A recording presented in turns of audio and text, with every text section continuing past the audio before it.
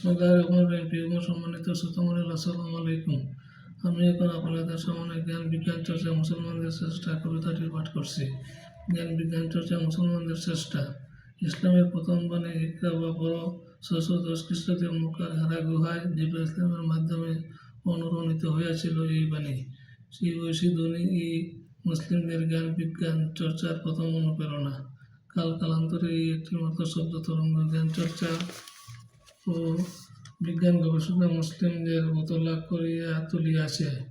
ইসলাম জ্ঞান চর্চার যেটুকু গুরুত্বারোপ করেছে, পৃথিবীর অন্য কোনো ধর্ম ও মতবাদ এতটা গুরুত্বারোপ করে নেই।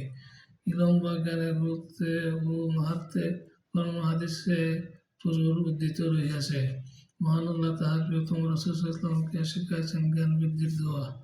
মহান আল্লাহ বলেন, আর আপনি বলুন, হে আমার প্রভু, আপনি আমার জ্ঞান বাড়াইয়া দিন। প্রত্যেক মুসলিম নরনারীকে জ্ঞান অর্জনে উদ্যোগিত করিতে রাসূল ইসলাম বলিয়াছেন। ইলম তথা জ্ঞান অর্জন প্রত্যেক মুসলমানের উপর ফরজ। রাসূল ইসলাম জ্ঞান অর্জনের চেতনা মুসলমানদের মধ্যে এমনভাবে জায়গা তুলিয়াছিলেন যে তরুণ, বৃদ্ধ ও নরনারী সবাইকে জ্ঞান চর্চার চেতনায় উজ্জীবিত করিয়া দিয়াছিল।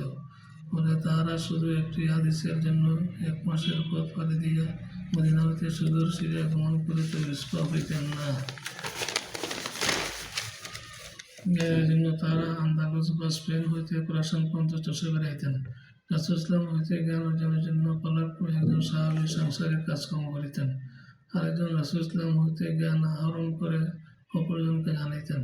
আবু হুরায়রা রাদিয়াল্লাহু আনহু খাইয়া না খাইয়া রাসূল ইসলাম হইতে জ্ঞান অর্জনের জন্য মসজিদে নববীর এক কোণে দিনাতিপাত করিতেন।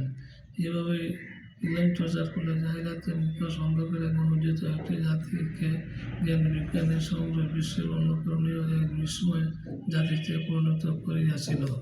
তথ্যসূত্র মুফতি ফেরদাউস ফকির আল মামুন প্রকাশ 60 ডিসেম্বর 2025 বাংলাদেশ প্রতিদিন ক্রম।